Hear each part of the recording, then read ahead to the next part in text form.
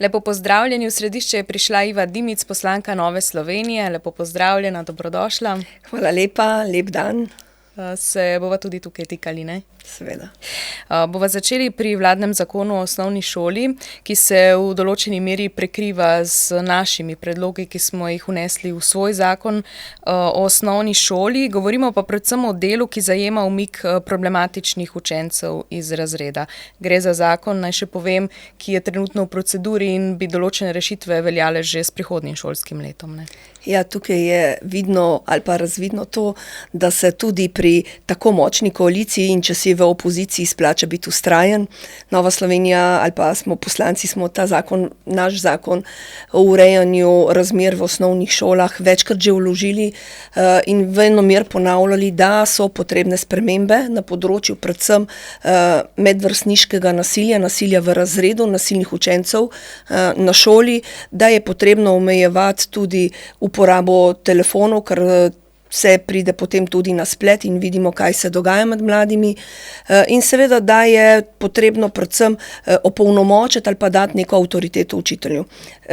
Na to smo v Novi Sloveniji tudi predlagali večkrat, kot sem dejala, zakonske rešitve, ki pa seveda so delno povzete v tem zakonu. Tako da striktno Nova Slovenija temu zakonu ne nasprotuje, so pa seveda še vedno pomanjkljivosti, predvsem na področju, kaj narediti, ko enkrat tega nasilnega otroka umakneš iz razreda, ali mu nudiš potem neko pouk, neko izobraževanje na daljavo z nekim posebnim pedagogom. Predlog Nove Slovenije je bil, da seveda, da se tega otroka odstrani, na primer za 14 dni, da se mu omogoči pouk na daljavo, hkrati tudi, da morajo tudi starši aktivno sodelovati.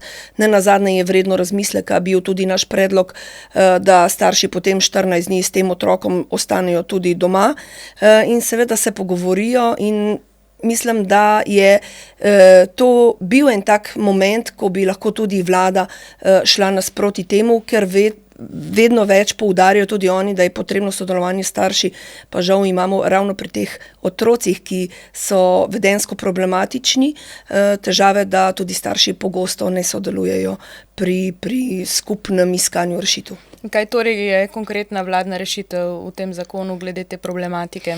Vlada je dejala, da seveda se tega nasilnega otroka izvzame iz razreda in se ga potem s pomočjo nekega pedagoškega delavca izobražuje izven razreda, kar pomeni, da bomo potrebovali dodatno število nekih specialnih pedagogov, ki bojo s tem otrokom se ukvarjali. Vemo pa, da je število učiteljev na šolah zelo problematično, da imamo veliko razpisov, da praktično primanjkuje učiteljev že zdaj za skoraj vsak predmet, tako razredni kot sam predmetni. In mislim, da se bo izkazalo, da ta rešitev ni popolna in Bo težko izvedljiva. Bo težko izvedljiva in nenazadnje mislim, da je rešitev od Nove Slovenije, da se otroka izvzame, da se mu omogoči pouk na daljavo, hkrati, da se obvesti starše, da na nek način tudi starše se prisili k sodelovanju. Mislim, da je to edina prava rešitev, ki bo dajala dobre rezultate.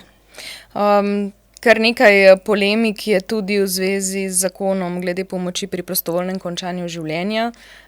Tukaj zgleda, če sva prej govorili o nekih nujnih rešitvah, to je kar zanimivo opazovati, da je to tako visoko na prioritetni lestvici te vlade. Očitno bo ta zakon spravila čez postopek. Ne morem še kar skozi vse razprave dojeti, da je koalicija kar v zakon napisala oziroma utemeljitev, da je usmrtitev cenejša od paliativne oskrbe, za kar si recimo NSI prizadeva, da je treba sredstva in energijo raje v to vlagati, kot v to, da bi nekoga se, če grdo rečem, čim prej znebili. Žal, če bojo vsi, ki nas spremljajo, pogledali, vlada enostavno se je naslonila in da bo v zadnjem letu bila samo ideološke boje. Jaz rečem, da bije boje proti človeštvu. Ker zakon o prostovoljnem končanju življenja je vse preko kar nek zakon, ki prinaša neko olajšanje in neko dostopnost do zdravstvenih storitev in krepitev paliative. Sama sem bila na zadnjem odboru, ko smo ga imeli v Državnem zboru, močno pretresena ob zgodbah, ki so jih ljudje govorili. Tam je bila mlada gospa, ali pa gospodična, ki je imela primer doma v družini, kako je oče zbolel za rakom. Potem še pismo neke gospe, ki leži na bolniški posteli v bolnici, gospe, ki je stara 93 let, pa še marsikdo je še kaj zraven povedal. In ko sem jaz to poslušala, najprej se nisem mislila niti oglasiti, ker sem bila res močno pretresena in se me to tako globoko dotaknejo, take teme. Potem pa sem poslušala te zgodbe in sem se odločila, da povem. A veste, kaj so povedali ti ljudje? Gospa, ki je imela očeta bolnega za rakom, je rekla, samo plačniško smo morali plačati, da smo prišli do diagnoze, kaj je z očetom narobe. Ko je bil oče slab, ga na triaži Onkološkega inštituta, ko smo pripeljali v bolečinah, ga niso sprejeli, so ga dali domov. Nihče mu ni pomagal, ni dobival niti morfinih kapljic. Prosili smo primarne zdravnike, da naj pomagajo, nikogar ni bilo. Vsi so nam govorili, naj oče umre doma. To je bilo zgodba.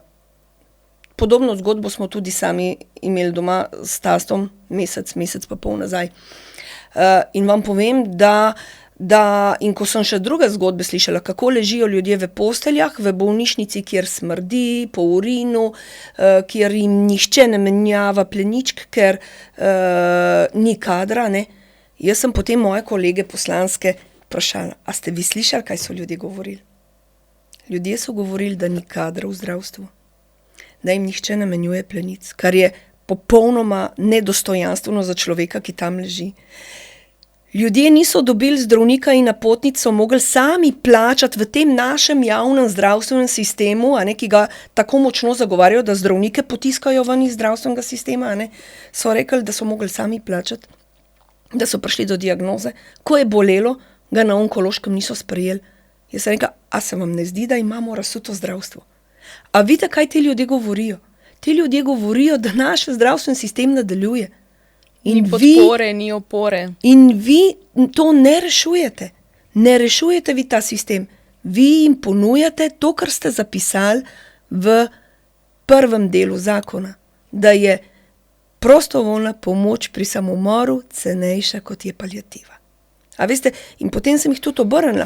Mi še vedno zbiramo denar in koncerti so za otroke z redkimi boleznimi. To stane veliko. V Državnem zboru smo pomagali enemu fantku do zdravila. Pa zbirali smo vsi, cela Slovenija za Krisa. A vi tem staršem zdaj poveste, da je pomoč pri prostovoljnem samomoru cenejša, kot je vse ostalo. Mislim, mi smo družba, ali pa bom rekla, koalicija se počuti tako humana. Ampak veste, daleč stran od humanosti. Oni bi kar sa smrtjo ljudi pospravili, pa jih ne bi videli. A ne? Mislim, to je skregano. Za argument uporabijo, pravzaprav to je tudi mene tako pretreslo, ko so čitali na nek način, ne točno s temi besedami, ampak neko zaplankanost Novi Sloveniji oziroma strah pred novim, strah pred napredkom, strah pred neznanim. Ne. Pravzaprav so tako skušali razorožiti neke povsem tehtne argumente, ki konec koncev jih navaja tudi Komisija za medicinsko etiko.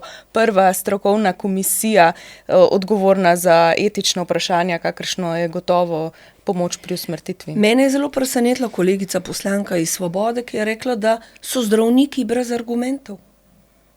Pa imajo zdravniki, so proti temu zakonu, Komisija za medicinsko etiko, ki deluje znotraj zdravnikov in zdravniška zbornica, vsi so bili proti in so povedali, da to ni rešitev.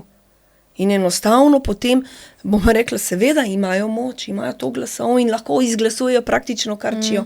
Ne, ampak, glejte, Nova Slovenija nima nobene zaplankanosti in nobenega strahu.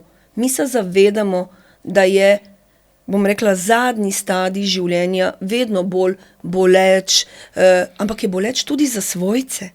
In mi govorimo o paliativi oskrbi zato, ker želimo, da se pomaga tistemu, ki je, bom rekla, v zadnjih urah svojega življenja, predvsem pa tistim, ki so ob njemu. Tisti, ki so ob njemu, potrebujejo pomoč. Potrebujejo tudi, ne nazadnje, tudi psihično ali pa, bom rekla, psihiatrično pomoč za to, da zdržijo. ker to so stiske, nekdo se ti poslavlja, nekdo odhaja, nikoli več ga ne boš videl za čas svojega življenja. In se mi zdi, da je paliativna oskrba, je pa celovita oskrba, ki pomaga tudi tistim, ki ga doma negujejo, pomaga otrokom, pomaga svojcem in tudi tistemu, ki je. In imamo zelo lepe primere, kako to deluje. Imamo hospic, ljub hospic, ki je žal ravno pod levo vlado takrat se zaprl in ga je potem prevzela Lekarna Ljubljana in je edini v Sloveniji. In namesto 20 paliativnih timov jih imamo samo 8. Zato je vseh nas strah, se je tudi mene strah. A veste, tudi mene je strah, a ne? Ampak dajmo krepiti paliativo. Imejmo mi v ospredju človeka, ki potrebuje, tiste strokovnjake, ki to znajo. Smrt vedno nastopi na koncu. Včasih rečejo, nihče še ni na tem svetu ostal, ne? Zato nimamo nekega strahu pred tem, ampak želimo, da je to čim manj boleče in čim manj stresno in dostojanstveno. In zato imamo vzvode in zato ni rešitev, da ti vzameš in bom rekla... Vzameš življenje. Vzameš življenje. Prej si rekla, da ima koalicija, to vse skozi poudarjamo, glasove za sprejem česarkoli, ampak zanimivo, da imajo glasove predvsem za uveljavljanje ideoloških pravic. In ena taka je, lahko rečemo, pravica do otroka, ki nastopi pred pravico otroka, ki jo različne konvencije in resolucije in nenazadnje zakoni postavljajo zelo visoko, s tem, z dopustnostjo biomedicinske oploditve za samske ženske. Ja, lejte, po eni strani so malo konfuzni, ne. Po eni strani želijo, da je otrok pravica, ne. Hkrati pa pravico otrok na nek način zanemarjajo. Ker če bi bila pravica otrok v ospredju, potem bi iskali, kaj je najboljše za tega otroka. Za otroka vsakega je povsod in tudi Evropsko sodišče je odločilo, je največja pravica to, da ima pravico do očeta in matere. Žal, mogoče se bo slišalo, da je to mogoče že pa danes rečejo nazadnjaško, ne. Ampak lejte, pravica, da pozna otrok svojega očeta in svojo mamo. To je nad vsemi pravicami. Ampak predvsem to, da ti že vnaprej obsodiš otroka na to, da ne bo poznal enega ali drugega, oziroma v tem primeru očeta, medtem ko če življenjska situacija tako pripelje, se pač tako pripelje. Glejte, vsi smo iz različnih družin, idealnih družin, praktično res ni, tudi jaz sem rasla brez očeta, imela sem pač lik starega očeta, in zato tudi sama vem, kako je pomembno, na nek način sem bila prikrajšana za očeta, priznam. In iti zavestno v odločitev, da za otroka ni pomembno in da je moja pravica, da ga imam, a ne? In iti na tako ideološko, močno ideološko polje, kaže na to, da ta vlada drugega kakor ideologije praktično ne zmore in ne zna delati. A ne? To je vse, oni ne delajo, kaj je dobro za državljane, za državo, ampak oni delajo tisto, s čimer nasprotujejo opoziciji. A veste, tu se tukaj kaže, da praktično res vidi se, da te novi obrazi v parlamentu ne znajo misliti za 10, 20, 30 let naprej, ampak da so tako tanka, da bi človek na jezi se igrala. Kdo jih bo več v štalco spravil, a ne? Koliko zakonov bojo oni več v štalco spravili? Seveda se spuščajo na ideološke, zato da na nek način bi zagotovili svojim volilcem, a ne? Hkrati pa, bom rekla, celo državo počasi sesuvajo vrednote, sesuvajo, bom rekla, ta ponos, sesuvajo očeta, sesuvajo matere, sesuvajo praktično gospodarstvo, lahko bi kar naštevali na kakšne področja, in niti z ideološkimi zakoni naprej. Jaz rečem, če količkaj pravica obstaja na tem svetu, ne more več dolgo to trajati. Že nekaj podcastov sem zaključila z besedami, odštevamo do volitev, pa vendar z vsakim podcastom je recimo teden manj ali pa več tednov manj do naslednjih volitev, pa zaključiva tudi midve tako. Ja, lejte, poletje očitno bo res vroče, tako na političnem parketu, kot tudi sicer, no, jaz upam na kakšno ohladitev. Seveda pa bo zagotovo vroča jesen, kaj se bo zgodilo na področju obrambe in obrambnih izdatkov bo zagotovo vplivalo, pa res mogoče znamo iti na volitve v jeseni. Bomo videli. V politiki je vse mogoče, ne? Tako je. Hvala, Iva. Hvala. Hvala tudi vam, da ste naju spremljali, se vidimo kmalu.